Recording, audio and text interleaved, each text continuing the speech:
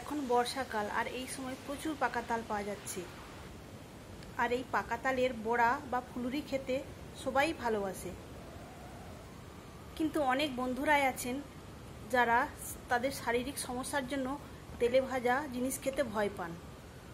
তাই ভালো লাগা সত্ত্বেও তেলে ভাজা তালের বড়া খেতে চান না।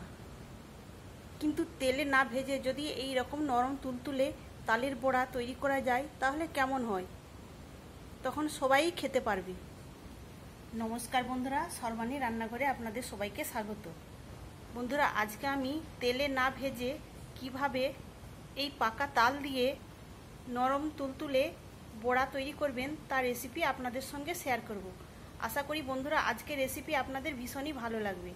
আর ভালো লাগলে অবশ্যই একটা লাইক দেবেন, সেই সঙ্গে নতুন বন্ধুরা আমার চ্যানেলটিকে সাবস্ক্রাইব করে আমার পাশে থাকবেন। তাহলে চলুন বন্ধুরা, রেসিপিতে যাওয়া যাক। তালের বড়া বা ফুলরি তৈরি করার জন্য প্রথমেই লাগবে একটা পাকা তাল। সেই জন্য এখানে আমি একটা মিডিয়াম সাইজের পাকা তাল নিয়েছি। এখন এই পাকা তালটাকে পরিষ্কার করে ধুয়ে খোসা ছাড়িয়ে তালের পাল্পটা বার করে নেব। তালের পাল্পটা আমি এই গ্রেটারের সাহায্যে বের করে নেব। গ্রেটারের এই জায়গাটা দিয়ে আমি তালটাকে বসে এর পাল্পটা বার করে নেব। ফিরে আসব তালের পাল্প বার করে নেওয়ার পর। এখানে আমি তালের পাল্পটা বার করে একটা নেটের সাহায্যে ছেঁকে নিয়েছি। এখন আমি এই তালের পাল্পের মধ্যে দিয়ে দিচ্ছি চিনি।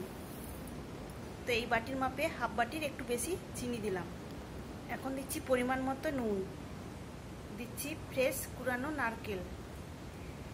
এখন তালের পাল্পের সঙ্গে চিনি আর নারকেলটাকে খুব ভালো করে মিশিয়ে নেব। এইভাবে মিশিয়ে নেওয়ার ফলে চিনিটাও এই তালের পাল্পের সঙ্গে খুব সুন্দরভাবে মিশে যাবে। তালের পাল্পের সঙ্গে চিনি আর নারকেলটা খুব সুন্দরভাবে মেশানো হয়ে গেছে। এখন আমি দিয়ে দিচ্ছি সামান্য কালো জিরা আর দিচ্ছি মৌরি। এখন দিচ্ছি চালের গুঁড়ি। চিনির বাটির মাপে যতটা চিনি নিয়েছিলাম ঠিক ততটাই চালের গুঁড়ি দিলাম। এখন দিচ্ছি ময়দা। আপনারা চালের গুঁড়ির পরিবর্তে সুজিও দিতে পারেন। ময়দা আমি 1.5 বাটি দিলাম। এখন আমি হাত দিয়ে সব কিছু খুব সুন্দর করে মিশিয়ে নেব।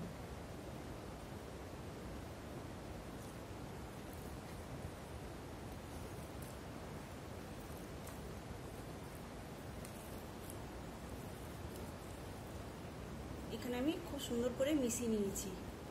এখন এটাকে আমি রেস্টে রেখে দেবো মিনিট 5-7 জন্য।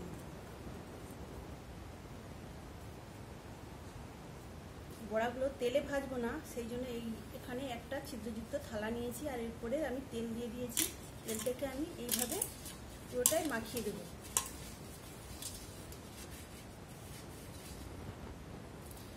এখানে তেল মাখিয়ে দেওয়ার একটাই কারণ হলো বড়াগুলো তৈরি হয়ে যাওয়ার পর খুব সুন্দরভাবে উঠে আসবে। 7 মিনিট পরে আমি ঢাকাটা খুলে নিলাম। এখন আমি এর মধ্যে দিচ্ছি হাফ চা চামচ বেকিং পাউডার আর দিচ্ছি খুবই সামান্য বেকিং সোডা। এখন আমি বেকিং পাউডার আর বেকিং সোডাটা মিশ্রণের সঙ্গে খুব ভালোভাবে মিশিয়ে নেব। এই বেকিং পাউডার আর এই বেকিং সোডা দেওয়ার ফলে এই বড়াগুলো একদম নরম তুলতুলে হবে।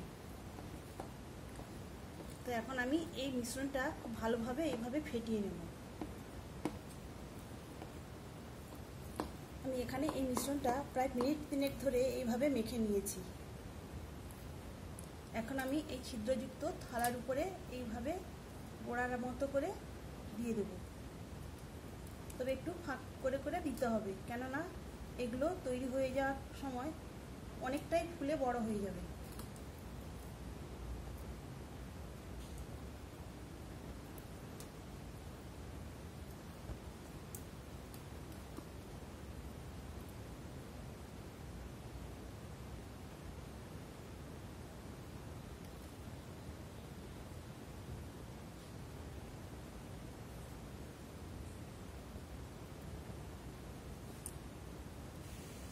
এদিকে বড়াগুলো ভাপিয়ে নেওয়ার জন্য আমি একটা কড়ার মধ্যে জল ফুটতে দিয়েছি।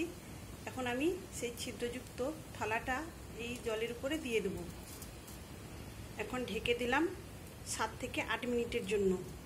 খুব বেশি সময় লাগবে না বড়াগুলো হতে।